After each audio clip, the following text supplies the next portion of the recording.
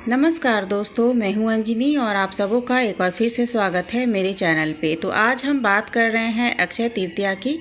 इस साल अक्षय तृतीया 14 मई 2021 को है।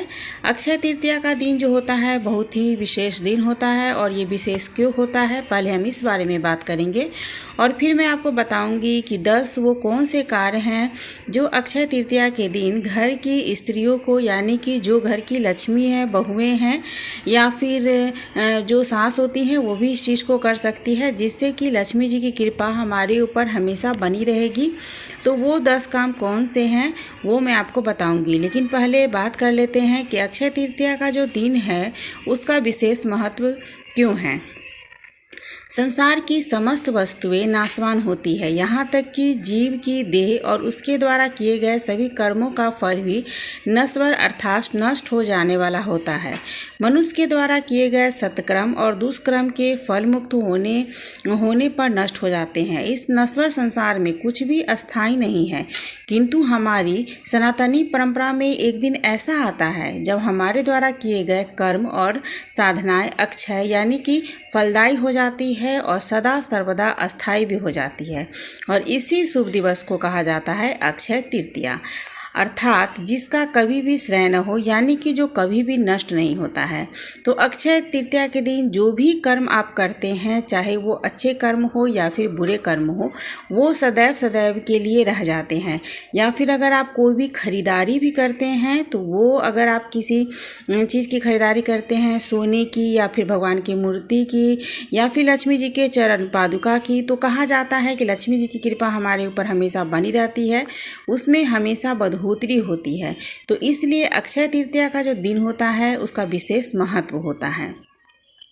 तो अक्षय तृतीया के दिन किए गए सभी साधनाएं, दान, सत्कर्म, दुष्कर्म अक्षय होकर सदा सर्वदा अपना फल प्रदान करते हैं।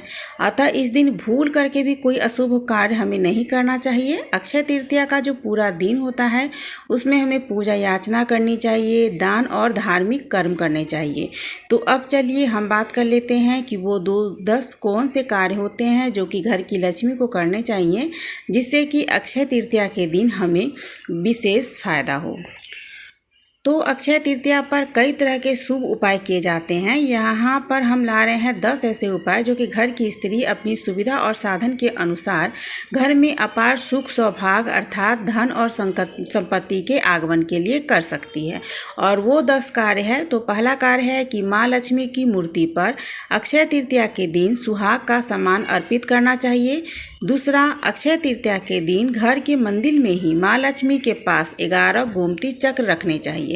तीसरा, माँ लक्ष्मी जी के चांदी की चरण पादुका मंदिर में लाकर रखें और उसके पास अखंड दीपक जलाएं। चौथा कार्य, हमें विष्णु जी का अभिषेक करना चाहिए और इसके साथ उन्हें दूध और दही भी अर्पण करनी चाहिए। पांचवा कार्य, गरीबों को पात्र, अन्न, धन, वस्त्र आदि दान में देना चाहिए। छठा कार्य, माँ लक्ष्मी जी को चावल के खीर बनाकर उन्हें भोग लगाना चाहिए। सातवां कार्य, माँ लक्ष्मी जी के श्री यंत्र को घर पर लाकर रखना चाहिए। आठवां कार्य, चांदी के ठोस हाथी ला करके उन पर केसर चढ़ाना चाहिए। नौवां कार्य, लाख की लाल, पीली, हरी और नीली चूड़ियाँ हाथों में पहननी चाहिए।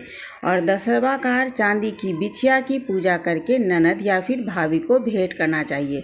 तो ये 10 कार्य है जो घर की लक्ष्मी को करने चाहिए। इससे माता लक्ष्मी की कृपा हमेशा उस घर पे बनी रहती है जिस घर की लक्ष्मी इस सभी 10 कार्यों को करती है। माता लक्ष्मी हमेशा उनके घर में विद्यमान रहती है और हम सब जानते हैं कि माता लक्ष्मी जिनके घर में सदैव सदैव के लिए वास करती हैं, उनके घर में धन की कमी कभी भी नहीं होती है, उन्हें किसी चीज़ की कमी नहीं होती है। उनका जो घर है हमेशा धन धान से भरा रहता है और परिवारजन के जो सभी सदस्य हैं वो हमेशा खुश रहते हैं।